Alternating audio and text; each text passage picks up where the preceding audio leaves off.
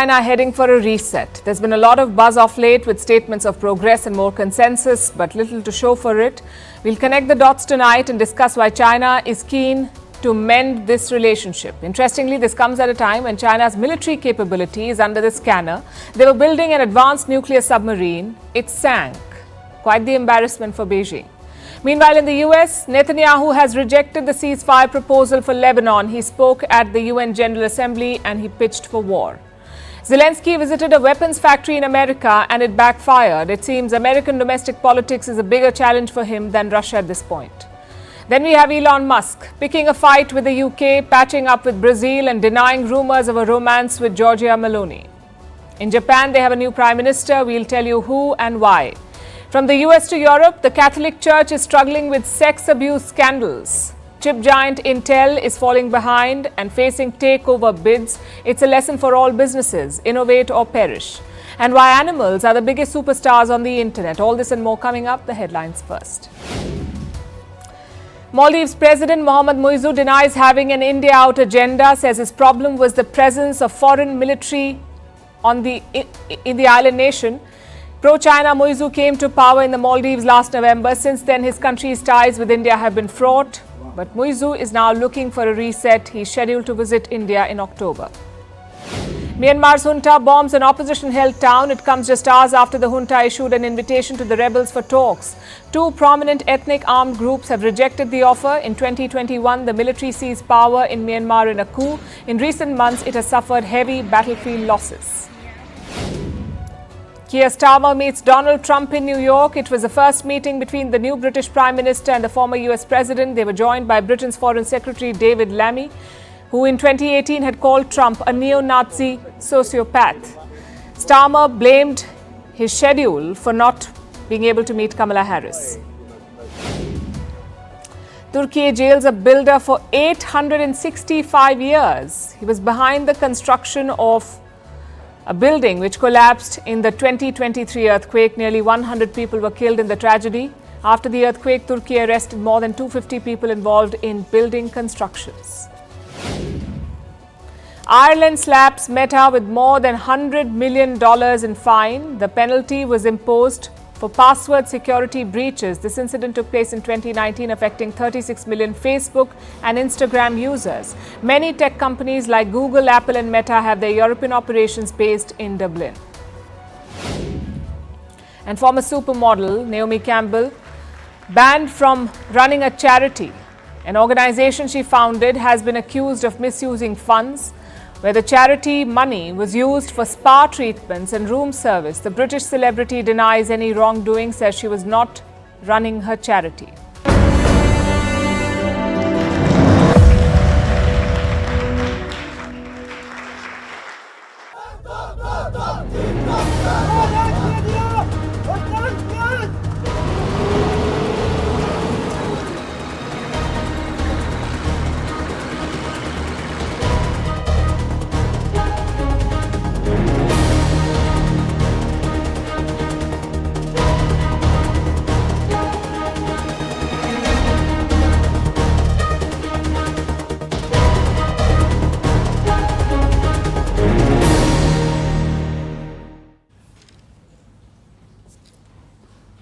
Are India and China close to a reset? This sort of stuff is usually front page news, but not this time because only one side is talking about it, and that's China. Their military spokesperson has made some significant claims. He says there's been progress at the border, that differences have been reduced and consensus has been expanded. Listen to this. The border affairs consultation and coordination working mechanism between China and India in core commander level meetings. China and India have had in-depth exchanges about relevant issues in border regions and further reduced differences and expanded consensus. The face-off dates back to 2020. That's when India and China clashed in the Himalayas in Ladakh's Galwan Valley. Since then, things have been tense. Both sides have built up a military presence. India has around 50 to 60,000 soldiers in the region. China has a similar number on their side. And diplomacy? We've had a number of meetings so far. Foreign ministers have met, national security advisors have met, and so have the military commanders. Put together, some 50 rounds of talks have happened between India and China. And what have they achieved? Well, both sides have pulled back from some friction points like Galwan Valley and Pangong So. But a couple of stress points still remain in places like Depsang and Demchok. These issues are older than the 2020 clashes. The question is, have they been resolved now? Or has some sort of consensus been reached? China did not specify that, but they did say that differences have narrowed. And India? The government has not said anything officially, but we've seen some interesting reports. Take a look at this one. It says, and I'm quoting, significant progress has been made along the border. It also hints at a possible deal, one that could factor in India's concerns. You see, Indian soldiers used to patrol a lot of these parts, but after the Galwan clash, they pulled back. The idea was to create a buffer zone to diffuse tensions. So New Delhi will want that old status quo back. They will want to resume those patrols. And this report says it could happen. But like I said, none of this is official. Foreign Minister Jaishankar has been getting a lot of questions on China. First, he said 75% of the issues had been resolved. Then he said the relationship is significantly disturbed. Those negotiations are going on. We made some progress. I would say roughly, you can say about 75% of the disengagement problems are sorted out. But once we deal with the disengagement, there is the larger issue, which is both of us have brought very large number of troops up to the border. So there is what we call the de-escalation issue. Then there is the next step is really how do you deal with the rest of the relationship, because right now the relationship is very significantly disturbed. So what do we make of it? What explains the sudden push for consensus? Well, the timing is interesting. Russia is hosting the BRICS summit next month. Both Prime Minister Modi and Xi Jinping of China are expected to attend. So maybe it's a symbolic push, an attempt to de-escalate before the summit. We saw that in 2017 as well. India and China were facing off in Doklam then. But ahead of the BRICS summit, they struck a deal. They decided to de-escalate. Maybe that's the strategy again. But even otherwise, we have seen a push from China. They have been urging India to normalize ties, whether it's asking for direct flights or faster visa approvals or easier investments.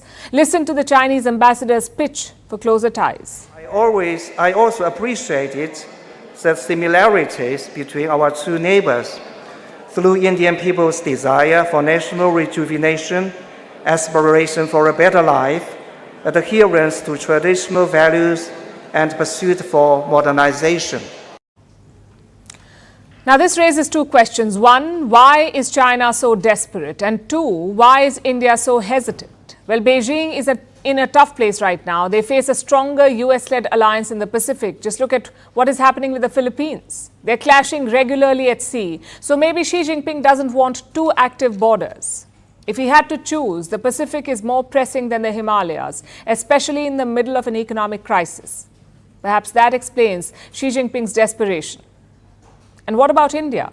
Well, New Delhi has been clear about one thing: you cannot decouple from China. The finance ministry has called for more Chinese investments, in fact. China is also India's top trading partner. Yet, New Delhi sounds less enthusiastic about a reset. You see, it's always a question of who needs it more. And right now, that's not India. The Indian economy is better placed. The leadership is being courted by the West and the global South. So why should India take a bad deal? They can easily hold out for a better one. Secondly, trust is an issue. Many leaders, including Prime Minister Modi, engaged with China in good faith, and each time they were betrayed. So why would 2024 be any different? Just consider the latest controversy over Arunachal Pradesh. A team linked to the Indian military scaled a new mountain there. They decided to name it after the Dalai Lama, but China lashed out at them. They called it illegal, null and void. Why? Because Beijing claims Arunachal Pradesh as their own, and the Dalai Lama is a sore point for them. How can you trust a country like this? Which is why it makes sense for India to wait for a good deal to capitalize on Beijing's desperation. Because for China, a consensus is a band-aid. But for India, it is a lasting solution. Unless that gap is bridged, the issues will remain.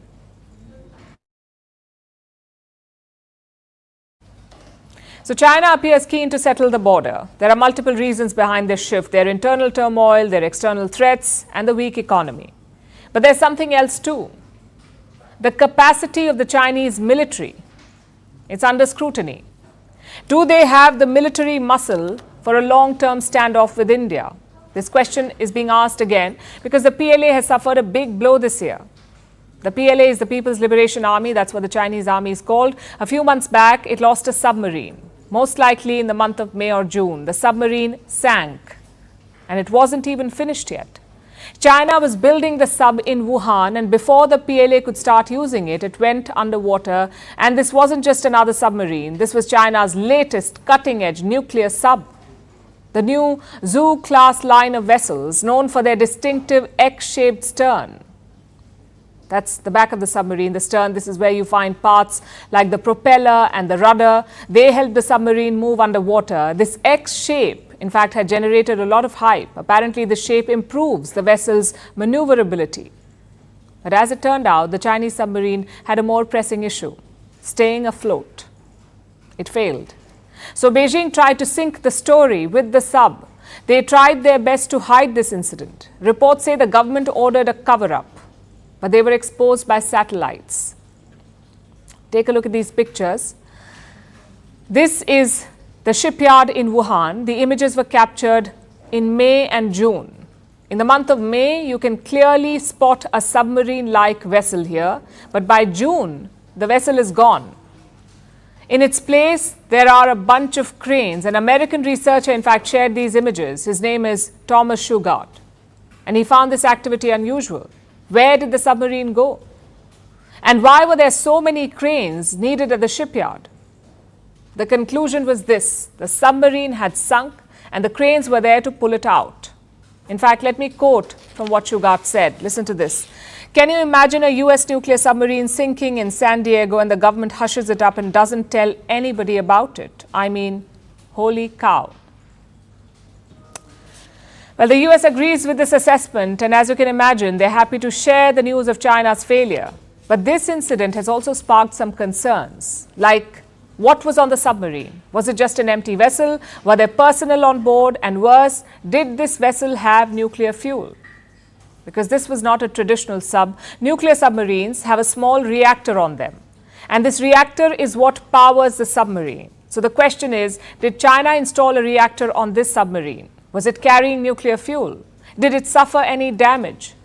So far, there are no reports of a radiation leak, but China could have loaded nuclear fuel on this submarine. Experts say it is quite possible, but it's hard to confirm. Next question. Did China manage to retrieve the submarine? The reports say that it was, in fact, eventually salvaged. But this whole incident, the sinking of a high-tech submarine, is an embarrassment for Beijing. It has the world's biggest navy. These submarines were supposed to project China's naval prowess. Instead, they have become underwater paperweights. And that's what is raising questions about China's military capability. Is it truly war ready? Can Chinese soldiers fight a real war? And how effective are Chinese weapons? You see, to win a war, you broadly need two things: trained soldiers and reliable weapons. And on both fronts, China appears to be falling short. Its soldiers lack real combat experience. The PLA's last war was way back in 1979 when China invaded Vietnam. Deng Xiaoping was in power at the time, 1979. He wanted to, and I'm quoting, teach Vietnam a lesson. Instead, it was the Chinese who learned a lesson. They lost the war. It's been 44 years since. In all this time, China has not fought any war. So its soldiers do not have real combat skills. There are only a few Chinese generals today who can say that they've seen any real action. And what about the weapons?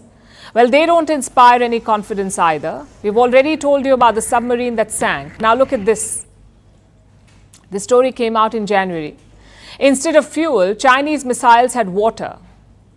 At least a dozen defense officials faced action over this. They were accused of corruption. And corruption is quite rampant in the PLA. Xi Jinping has personally led the cleanup operation. Since coming to power in 2013, he has purged thousands of officials over graft, including two former defense ministers, Li Shangfu and Wei Fenghe. Before taking the top job, both Li and Wei had important posts. Lee handled the PLA's Equipment Development Department and Wei was the first general of China's rocket force. Both leaders now face corruption charges. They're accused of taking bribes during weapons procurement. Now let's connect these dots. China has submarines that sink, missiles that are filled with water, soldiers with no combat experience, and a corrupt top brass. So while Xi Jinping may like to project an image of strength, the cracks in his armor are showing. The PLA may have great numbers, but it is crippled by corruption and incompetence.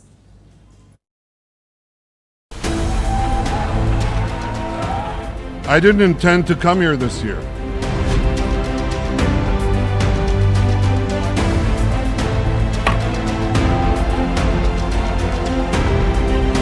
My country is at war, fighting for its life.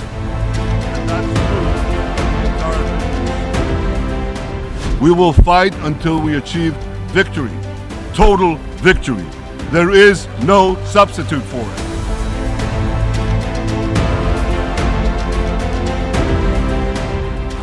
There is no place in Iran that the long arm of Israel cannot reach, and that's true of the entire Middle East.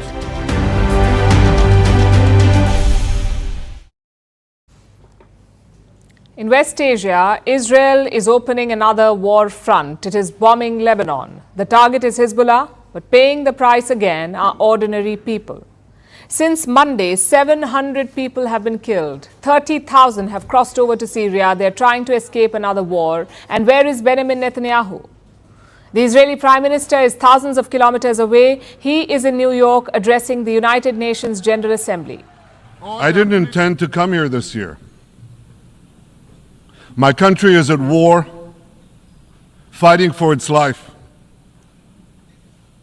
But after I heard the lies and slanders leveled at my country by many of the speakers at this podium, I decided to come here and set the record straight. Netanyahu is trying to set the record straight. After all, it's his first speech at the UNGA since the war began last October. So he came armed with evidence, maps.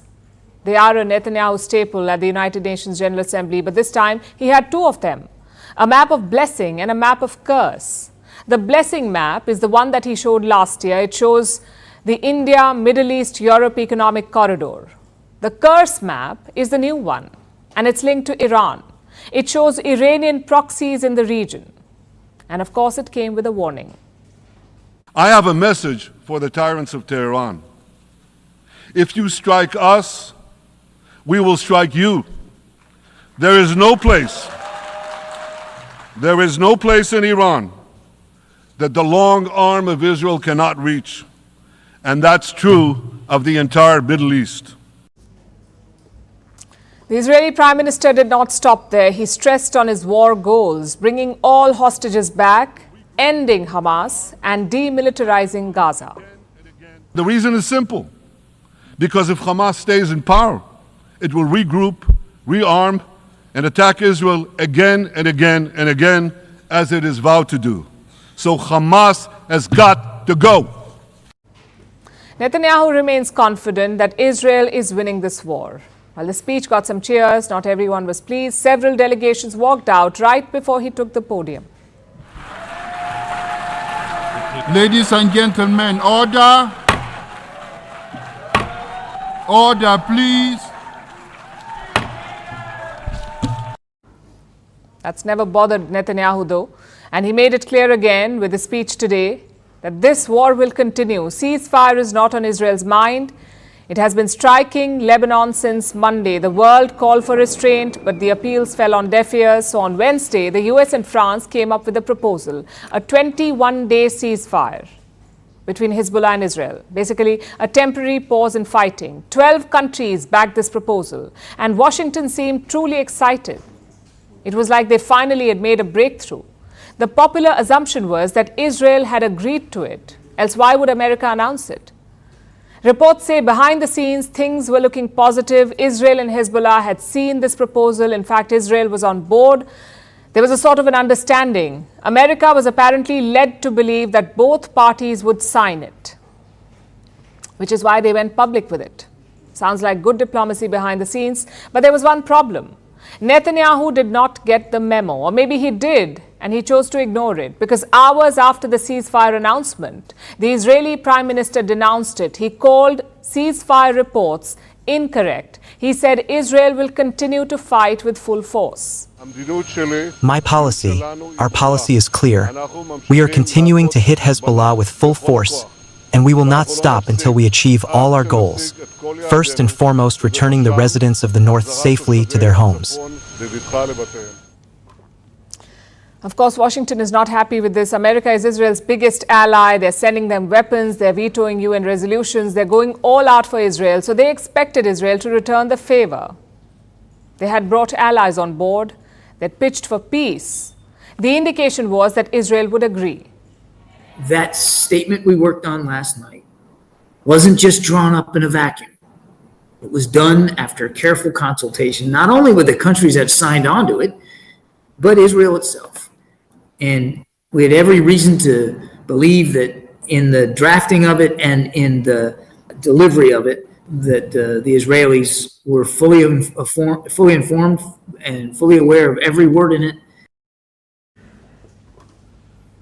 Basically, Netanyahu did a U-turn, and he may have a reason for it.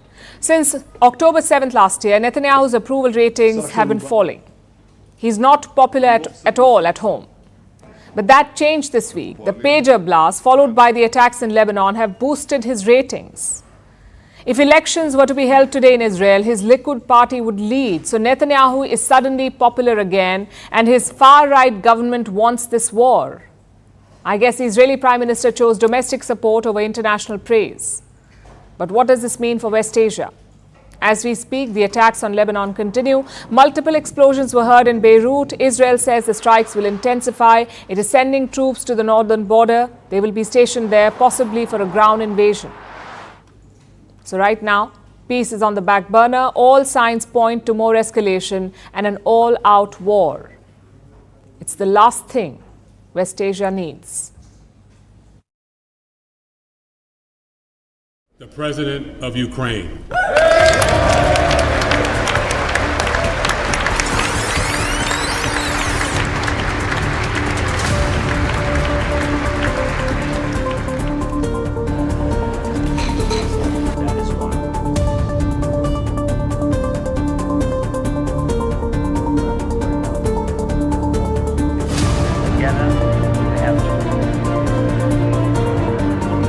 I think it was a very terrible development, and it strains the relations between the two nations at a time that's very unfortunate for Ukraine.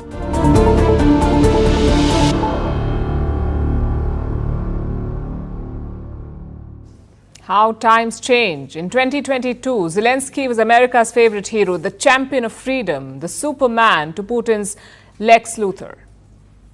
But you know what they say about heroes? If you live long enough, you become the villain. And that is Zelensky's story arc. He's at the center of a political row in the United States. First, the latest updates. Yesterday, Zelensky was in Washington. Joe Biden hosted him at the White House. He also unveiled a new military package for Ukraine. It's worth around $2.4 billion. Let me be clear. Russia will not prevail in war. Russia will not prevail. Ukraine will prevail, and we'll continue to stand by you every step of the way. We deeply appreciate that Ukraine and America have stood side by side from the very first moments of this terrible Russian invasion. Your determination is incredibly important for us to prevail. Zelensky also pitched his victory plan. Though the content is not clear, reports say it includes more military support and peace summits, basically more of the same. After meeting Biden, Zelensky also met Kamala Harris, and this is where things turned political. Harris used the meeting to take a potshot at Trump.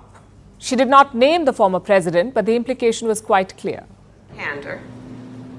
I share with you, Mr. President, there are some in my country who would instead force Ukraine to give up large parts of its sovereign territory, who would demand that Ukraine accept neutrality and would require Ukraine to forego security relationships with other nations. These proposals are the same of those of Putin. A bit of a cheap shot there, and frankly, it adds to Zelensky's problems. He needs US support to continue this war. Not just Democratic support, he also needs the Republicans. But his actions have been counterproductive. This week, Zelensky visited Pennsylvania. He toured a weapons-making factory in the state. Take a look at this.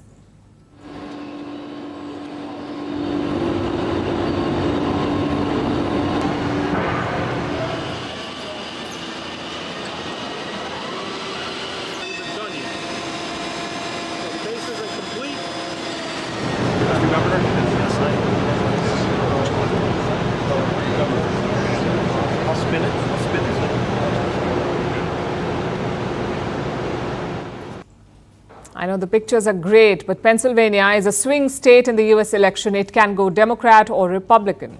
So the Trump camp is up in arms. They're calling it a partisan event. The House Speaker has also written a letter to Zelensky. He wants him to fire Ukraine's envoy to the US. I think it was a very terrible development, and it strains the relations between the two nations at a time that's very unfortunate for Ukraine. So I regret that. It's a fair point. The Pennsylvania governor regularly campaigns for Harris, plus the speaker says no Republican was invited. If true, it doesn't seem appropriate, which is why Trump is enraged. He's locked in a tight race with Harris, so by next year he could be president. And Donald Trump is not keen on military support. Zelensky had sought a meeting with him. At first, Trump snubbed him, but today the meeting did happen in New York, and it got off to an interesting start. Trump said that he's got a very good relationship with Vladimir Putin, that too while standing next to Zelensky. We have a very good relationship, and I also have a very good relationship, as you know, with President Putin. And I think if we win, I think we're going to get it resolved very quickly. I really think we're going to get it resolved. I hope we have more good relations. We're going to have, oh, I see. Yeah, but you know, it takes two to tango. Tells you why Zelensky is worried. But let's assume that Kamala Harris wins. Even then, Zelensky needs Republicans because military packages must be approved by the US Congress. If Republicans oppose, the packages may get stalled. And we saw an example of that last year. Republicans withheld military aid for weeks before releasing it. So Zelensky should have been more careful, especially about the optics. The fact is, this war could be settled on November 5th. That's voting day in America. If Kamala Harris wins, the policy will remain unchanged. Zelensky can count on more support. But if Trump wins, all bets are off. He has talked about forcing Putin to end the war, but he hasn't explained how.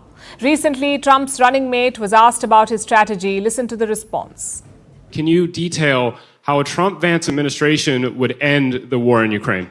Well, look, the details for how Donald Trump is going to end the war in Ukraine is by not being weak and not being dumb, which is unfortunately something you can't say for the current administration. Not encouraging, is it? Vance says the strategy is not to be weak or dumb. I'm afraid that is not a strategy, that's bluster. A large section of Trump supporters do not support this war. They ask, why should Americans pay to defend Ukraine? Which is a fair question, a question that Zelensky has not answered yet. So it's going to be a lonely and long flight back home for Volodymyr Zelensky. He came to the US with hope and vigor. He leaves with more confusion than clarity.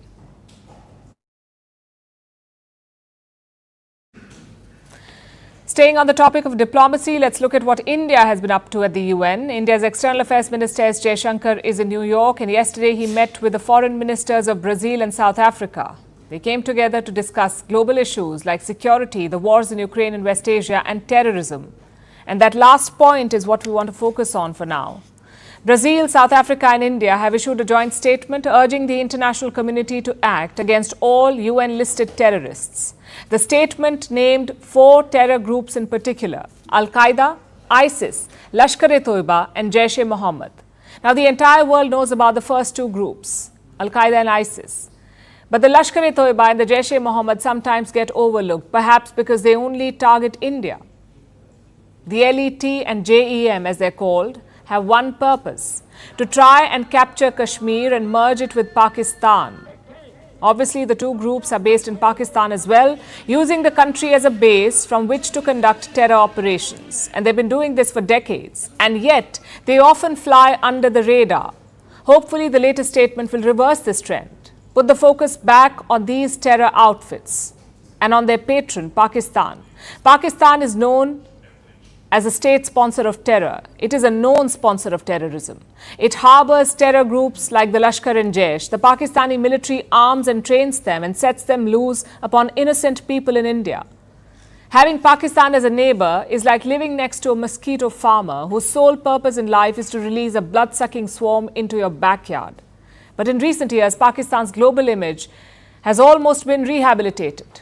It's off terror funding watch lists. It's getting pocket money from Western institutions again, and it's even trying to enter BRICS to give sage advice on successful economic development, no doubt.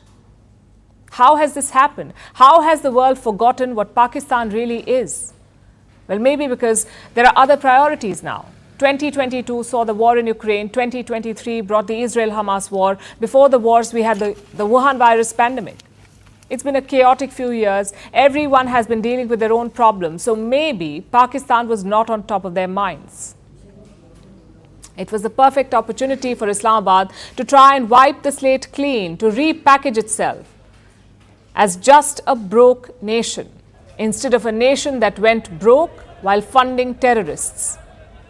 Whatever its current public image, the facts remain the same as always. Pakistan is a military puppet state where the army breeds both horses and terrorists. Pakistan continues to give Lashkar and Jaish a safe haven. It continues to finance and facilitate terrorists in the hopes of one day capturing and then promptly beggaring Kashmir. So this statement is important to remind the world about Islamabad's true colors by highlighting the Lashkar-e-Toiba and the Jaish-e-Mohammed. It shines the spotlight on Pakistan's explosive hobbies. It reminds the world that behind Pakistan's broke facade, there lies a regime which wants to promote violence and terror. With Brazil and South Africa extending their support, this should be seen as a victory for Indian diplomacy.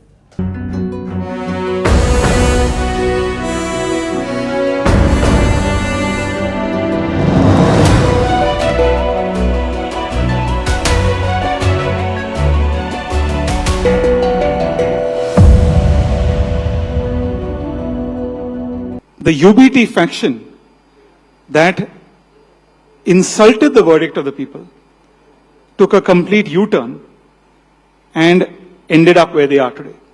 So these are things which will be laid to rest in this election. But the primary objective, more than who becomes the rightful heir or who is the real Sena, is what can we do to transform Mumbai, what can we do to transform Maharashtra, and that's what I'd like to talk about. You asked me about my own personal journey. Yes, my own personal journey has been extraordinary, if you will. And, you know, before everything else, before the ideological divides in our state, in our country, in the world, in fact, globally there's so much polarization because of ideological divides. I've always believed, and my late father used to say this, that more than ideology, trust good ideas. And as a Mumbaikar, I have for the last 20 years, as someone who's lived here, grown up here, studied here, done my politics from here. I'm not one of those politicians who lives in New Delhi but then goes to some part of a rural part of India once a month by train and does my politics. This is where I live. I fought from the areas each and every time from the area I live. I've never fought from another area. And so I'm passionate about Mumbai. I'm passionate about Maharashtra. I'm excited by the transformation that Mumbai is seeing right now. I'm excited by the fact that projects that I personally tried.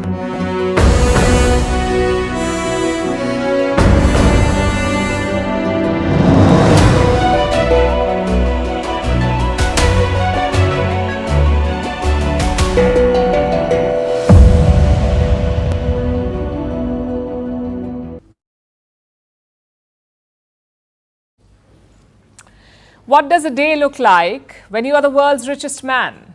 Ask Elon Musk, because he has quite the exciting schedule, from picking fights with one country, making concessions to another, and fending off dating rumors. Musk's life is like a soap opera.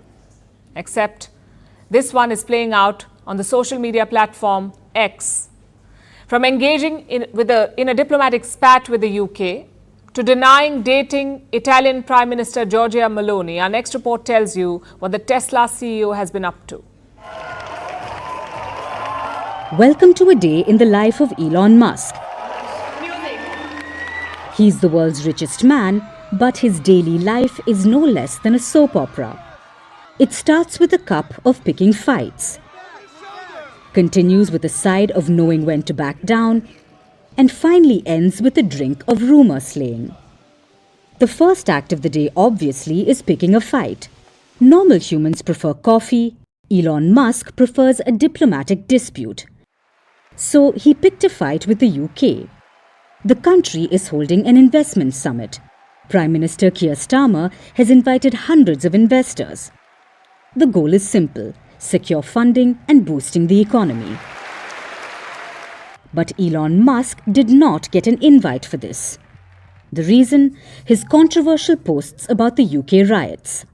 Now, most of us would just be mildly annoyed and move on, but not Musk. His philosophy is simple: why simmer when you can roast? So he put up this post on his social media platform X. Clearly, Musk can bid goodbye to any further invites in the UK after this. But while Musk's fights happen in the public, his reconciliations are often private. Like this one with Brazil. The country has banned X. This after the social media platform did not comply with the country's rules. Musk was quite vocal about this standoff. He sparred with the Supreme Court justice, even called him Darth Vader. But nothing stopped X from going black. Elon Musk lost a market of 21 million users. It wasn't good for business. Even a space emperor has his limits. So in an uncharacteristic move, Musk blinked first. X has asked to be reinstated in Brazil. It has already complied with all demands, including blocking certain accounts, naming an official legal representative in Brazil, and paying some hefty fines. But you won't see a tweet about it. Concessions are not his strong suit. But here's something that is: controversy. It's his middle name, and it followed him to an awards ceremony in New York. He was there to present an award to Giorgia Meloni, the Prime Minister of Italy. Musk presented that award and gushed profusely about the Italian premier. Obviously, the internet caught it, and soon rumors swirled. Forget Brangelina, it's time for Eloni. Headlines asked if the two were dating, and Musk, being Musk, decided to humor them. He commented on such posts and denied any such relationships. But when has that ever stopped the internet? Elon Musk should know that by now he owns one of the biggest social media platforms in the world. But that's just how Musk rolls. He wields power, controversy, and memes in equal measure. Guess no day is ever quiet when you're the guy who wants to send people to Mars, control the internet, and occasionally stir up international drama just for fun.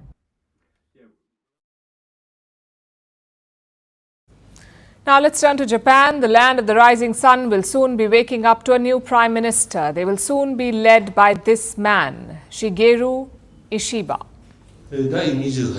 I am Shigeru Ishiba, the 28th Liberal Democratic Party's leader. Let's believe the people of Japan. With courage and faith, let's speak the truth. Let's make Japan, once again, a country where people can live and smile. Shigeru Ishiba will put all of his heart and soul into making Japan a safe and secure country. Thank you for your support.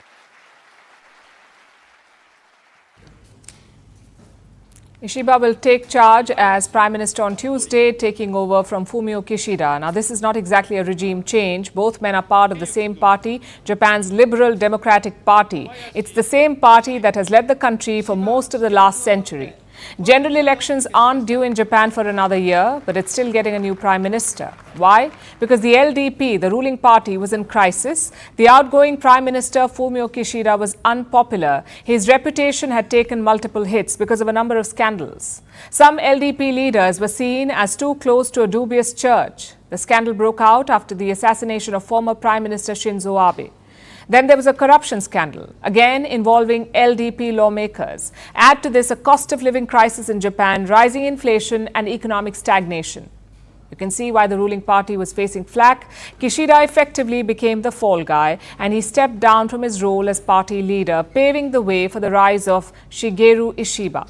Ishiba is 67 years old. He has been an MP since 1986. He has served as Japan's defense minister, agriculture minister, and even the minister in charge of stopping population decline. Now, you would think that the LDP would try to find someone different, a fresh face, perhaps Japan's first woman prime minister, which almost happened, by the way. Ishiba was in a runoff against Sane Takaichi, Japan's current economic security minister. The race went down to the wire, and Ishiba finally beat Takaichi with 215 votes to 194. Now, even though Ishiba does not scream anti-establishment, he was actually considered the outsider candidate. Ishiba has a number of enemies in his own party because of his outspokenness. Let me show you an example. One might ask, what is an Asian version of the NATO military alliance? It is an obligation to help each other when it comes to collective security. In other words, while the strength of America relatively weakens, how to build a collective security mechanism becomes an issue. You wouldn't expect a Japanese leader to publicly say that America is weakening or to suggest an Asian NATO, which is something that the US has categorically distanced itself from. But Ishiba is outspoken about both these things and other issues too. He was one of the few LDP members to criticize the current Prime Minister publicly. He also disagrees with his party on several issues. He wants to reduce nuclear power, allow female Japanese emperors, and let Japanese women keep their maiden names. And this sets him apart from a number of his colleagues, which is why he was considered an outsider. Apparently, he prefers reading books to making conversation with his fellow lawmakers. So you can imagine that he did not have much support from fellow MPs. He won the party leadership contest because of grassroots support. And now he wants to shake up the LDP. But that being said, Ishiba is still an old LDP hand, part of the same ruling establishment. Will his premiership really change how people see his party? Will the people of Japan really give him a chance? We'll find out in the months to come.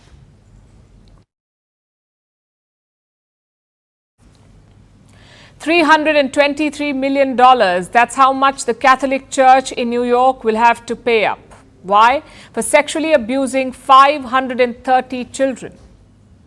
This is a historic settlement, and it is casting a shadow over the Pope's rare visit to Europe.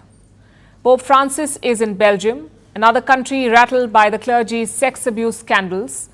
Their Prime Minister is demanding justice. He says the Church has been involved in cover-ups. So no matter where the Pope goes, no matter how much he tries to rally support amid Christianity's declining numbers, he cannot escape the Church's dark past and its stories of sexual abuse, often involving children.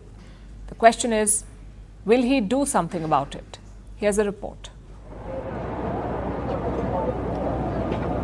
A Catholic diocese in New York is going bankrupt. A diocese is a group of churches under the control of a bishop. And this bankruptcy will be the largest for any US diocese. Why? Because they'll have to pay more than $323 million to about 530 survivors who were sexually abused by priests when they were children.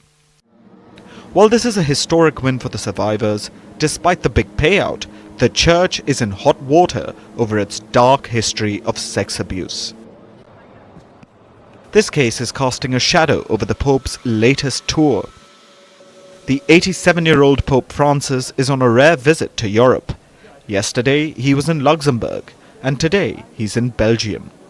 While he has arrived to spread a message of peace amid ongoing wars and encourage the dwindling Catholic flock, his visit to Belgium has witnessed a blistering start. Just as the King and Prime Minister welcomed the Pope, they blasted the Church's legacy of sex abuse. Werd kinderen een vreselijk leed aangedaan. Terrible suffering was inflicted on children, which they will carry for the rest of their lives. It has taken far too long for their cries for help to be heard or recognized. Het heeft zo lang geduurd voor hun noodkreten werden gehoord. Maar wanneer iets misgaat, dan kunnen... There should be justice. But when something goes wrong, we cannot accept a cover-up. Today, therefore, words are not enough. Concrete steps must be taken. Daarom niet alleen woorden. What's behind this anger? A documentary. Last year, a TV documentary was released, and it laid bare the historical sex abuse by Catholic clergy in Belgium. People shared traumatic experiences of being assaulted. The church's cover-ups were exposed, and this sparked widespread public outrage. Now, a year after the documentary aired, the Pope himself is in Belgium.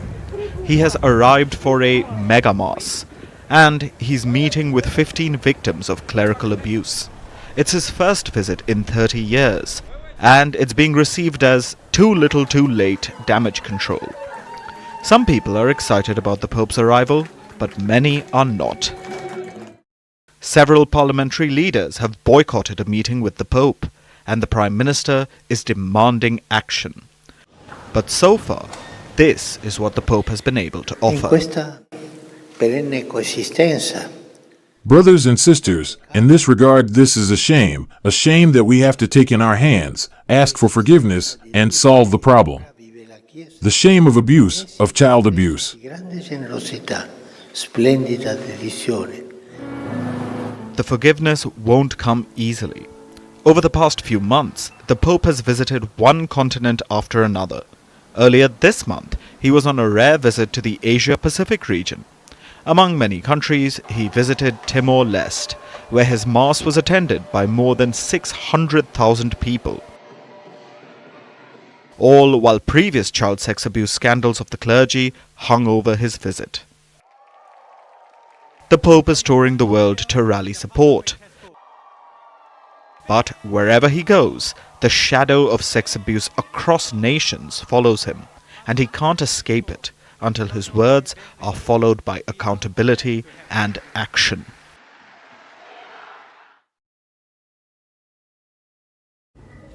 It's been a dramatic week for Intel. Takeover speculations, rejected offers, plunging sales. We've seen it all this week. If you've been tracking Intel, you know why. If not, you will be confused. After all, this is supposed to be the semiconductor age. Chip companies are beating market expectations, and Intel is the OG chip company. So why are they in trouble? Let's look at the market buzz first. US media reports say that Qualcomm is trying to buy Intel. Now, Qualcomm is also an American company. They work mostly in the wireless technology space. I'm talking about things like 5G. And how did Intel respond? Well, that part is not clear yet. The company is keeping its strategy hidden. Then today, a new report came out. It said ARM Holdings tried to buy Intel's product division. ARM is a British chip company, but its majority stake is held by Japan's SoftBank. They want Intel's product division. You see, Intel has two divisions. One sells chips for gadgets. The other operates the factories and foundries. ARM did not want the factories. It only wanted the product division. And what did Intel say? Apparently, they said no. Now, both these takeover bids are quite interesting because the numbers barely match up. Listen to this carefully. Intel is worth around $102 billion. Qualcomm is worth around $190 billion, and ARM is worth $156 billion. They would struggle to complete this takeover. Maybe that's why Intel has said no. But let's come back to the first question. Why is Intel struggling? Technically, they should be leading the pack. Intel fueled the computer boom in the 1990s. They created the x86 central processing units, or CPUs. It was almost like a monopoly. Intel soon became the biggest chip company in the world, and you can see that legacy even today. Around 63% of all personal computers use Intel chips, the i3, the i5, and so on. Yet, the company is struggling. Intel shares are 50% down this year. Meanwhile, other chip companies are on a roll. Nvidia is up 157%. And AMD is up 21%. So clearly, something has gone wrong. Experts mainly talk about three issues. Number one, Intel missed the smartphone boom. Apple had approached them to power the iPhones, but Intel was not interested. They wanted to focus on computers. They did release a mobile chip in 2012, but by then it was too late. Nearly every smartphone used an ARM-based chip.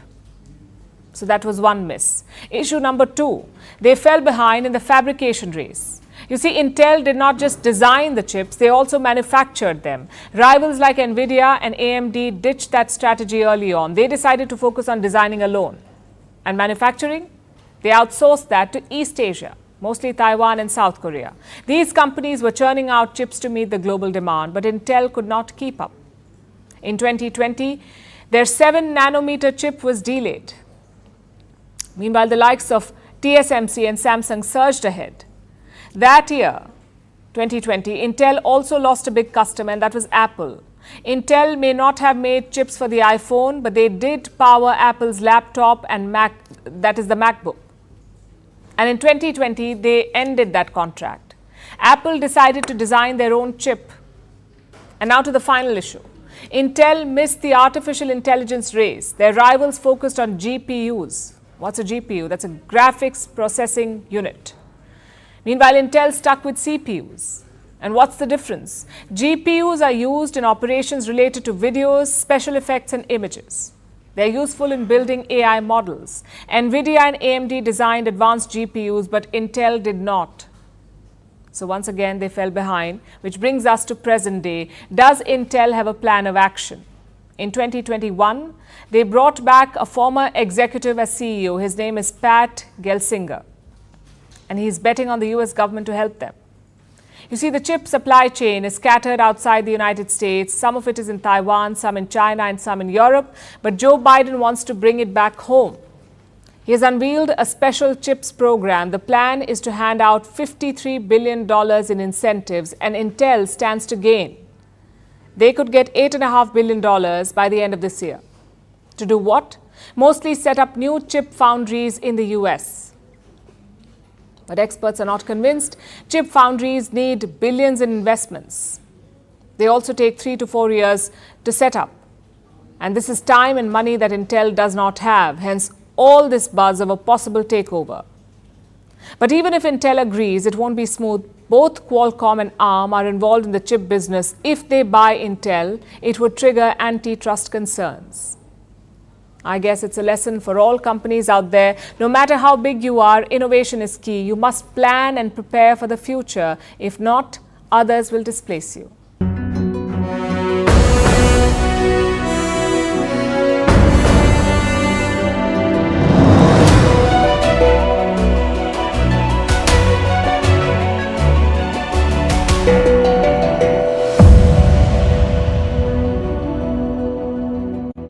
For a decade and a half, are finally seeing the light of day. And I think that it's Mumbai's time to shine. The MMR region, which is the Mumbai metropolitan region, which till recently was only one part of this region, has now expanded considerably and is set to expand even further. And Mumbai's metropolitan region, Zaka, will be an economic, social, cultural growth driver, not just for Maharashtra, but for the country as a whole. But Milind, tell me this, you talk about the infrastructure projects, and yes, admittedly, there has been a lot of infrastructure projects that have come up in the last few years. But just a couple of days back, we saw the story of a middle-aged woman being drowned to death in an open drain. A few months back, we had the story of a billboard falling on people and 17 people dying. Surely, it is appalling that in this day and age, in a city like Mumbai, people should be dying because of woeful civic infrastructure. Yes. No, absolutely. And can you change things overnight? No. But has the change begun in a city like Mumbai with regards to the BMC and the municipality? Absolutely it has. For 25 to 30 years, the Uddhav Thackeray Sena used the Mumbai Municipal Corporation, which mind you is the largest municipal corporation in the country. The annual budget of the Municipal Corporation of Mumbai is more than the budget of certain states in our country. It was used as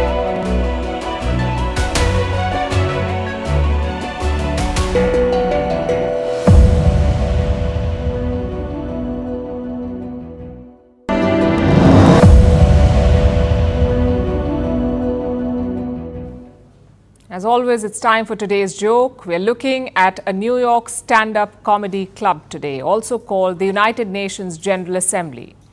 It is supposed to be a place for serious speeches and discussions, but it's been reduced to theatre. A moment from Thursday is going viral. Haiti's president was speaking to the General Assembly. During his speech, he reached out for some water. You would think a glass would be handy, but for some reason it wasn't. Instead, the Haitian president had to drink from a jug. You can imagine how that went. Now, this was at least an innocent moment. It could happen to anyone, but some of the past incidents have not been so innocent. Take a look.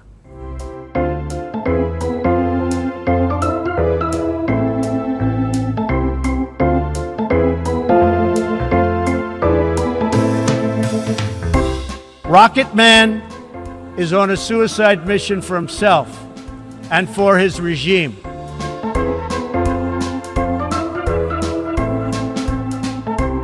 A few moments later.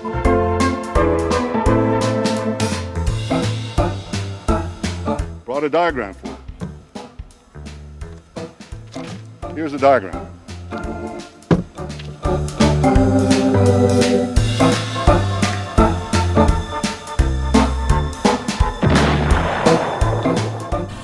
In less than 2 years, my administration has accomplished more than almost any administration in the history of our country.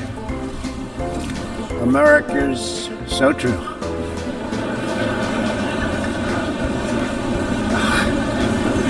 Didn't expect that reaction, but that's okay. And now it's time for Vantage shots, images that tell the story. In China, newly installed sewage pipes rupture, drenching cars and pedestrians. Storm Helen, which is one of the most powerful storms to hit the US, leaves behind a trail of destruction. And the world's first 3D printed hotel takes shape in Texas. Finally, we're taking you back in history on this day. In 1996, the Taliban captured the Afghan capital of Kabul, establishing the Islamic Emirate of Afghanistan. The Taliban's first stint in power came with strict rules like head-to-toe coverings for women and ban on music and TV. Their second stint right now is no different. We're leaving you on that note. Thank you for watching. Have a great weekend.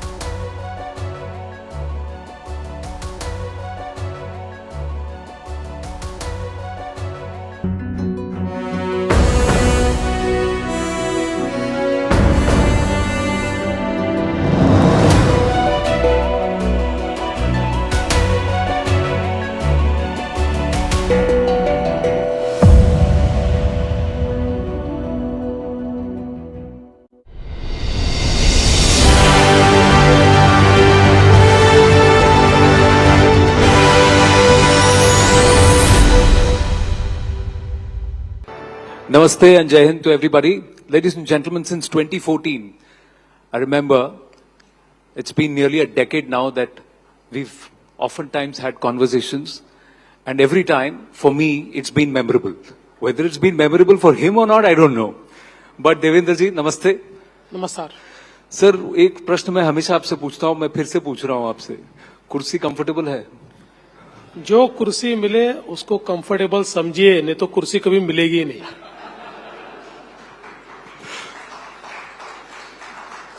ये बदला पूरा हुआ वाला क्या चक्कर है? देखिए,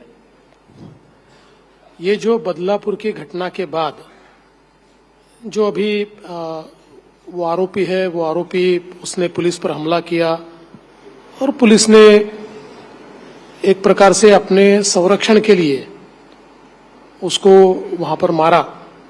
मैं ऐसा मानता हूं कि इस प्रकार की घटनाओं का महिमा मंडन होना ये ठीक बात नहीं है।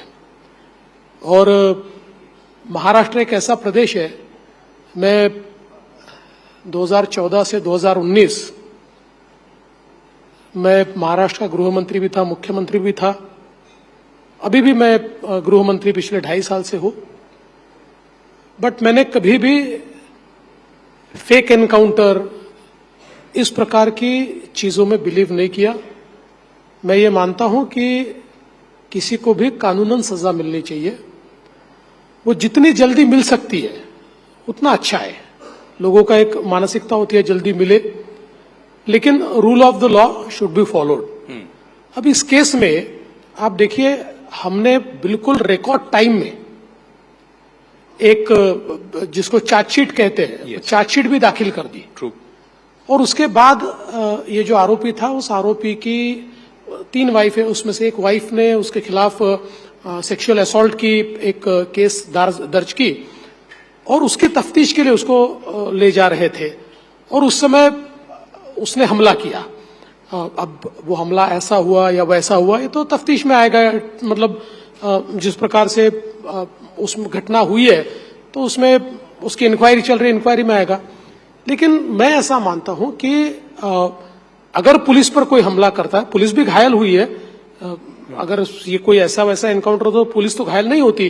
तो पुलिस के ऊपर जैसे हमला हुआ तो पुलिस तो देख नहीं सकती है। जब हमला होता है, आपके ऊपर कोई गोली चला रहा है और आप उसको कानूनन बताओगे कि नहीं कानून में आप गलत कर रहे हो, ऐसा तो नहीं होता है। तो पुलिस ने सामने से गोली चलाई और गोली चलाने के बाद उसकी वहां मृत्यु हुई। इसके बाद मुझे ऐसा लगता है कि एक सोशल मीडिया कम्युनिटी में एक स्टॉर्म आया। देखिए, सोशल मीडिया एक इस प्रकार का माध्यम है जो आपको कभी ठोक देता है, कभी आपको सिर पे ले लेता है। वो आपके कंट्रोल में नहीं है, it is not under your control. तो इसमें किसी ने बदला पूरा लिख दिया, किसी ने पोस्टर चला दिया, किसी ने हमारे मुख्यमंत्री जी का पोस्टर चलाया, किसी ने हमारा पोस्टर चला दिया। लेकिन मैं I would say on record कि इस प्रकार की घटनाएं जो होती है इसका महिमा मंडन करना ठीक नहीं है। तो पर कोर्ट ने जो टिप्पणी की है उसको आप क्या कहेंगे? Court has come down little. मैं इसलिए पूछ रहा हूं कि आप उप मुख्यमंत्री भी हैं और गृह मंत्री भी हैं महाराष्ट्र। देखिए, कोर्ट अपना काम करता है और कुल मिलाकर ऑन फर्स्ट डेट कोर्ट ने ये टिप्पणियां की है। Nothing has come before the court. Court के सामने कोई मटेरियल नहीं है। तो जब कोर्ट आगे में सारा मटेरियल कोर्ट के सामने जाएगा, सो इसको देखिए, एक बात होती है कि कोर्ट प्रश्न पूछता है, उस प्रश्न में से खबर बनती है, लेकिन वो कोर्ट का ऑब्जर्वेशन नहीं होता है। कोर्ट का ऑब्जर्वेशन जो पेन डाउन होता है, जो एक कागज पर लिखा होता है, दैट इज ऑब्जर्वेशन। ये कोई ऑब्जर्वेशन नहीं होता। और मुझे ऐसा लगता है कि कोर्ट जब मांगेगा, जिस समय कोर्ट इसके बारे में इंक्वायरी रिपोर्ट मांगेगा, हम देंगे कोर्ट को। एक तरफ होर्डिंग बदला पूरा हुआ और आज सुबह आपके ऑफिस में कुछ हुआ जहां एक महिला आ गई, नेम बोर्ड तोड़ दिया, फिर फ्लावर पॉट हो गया।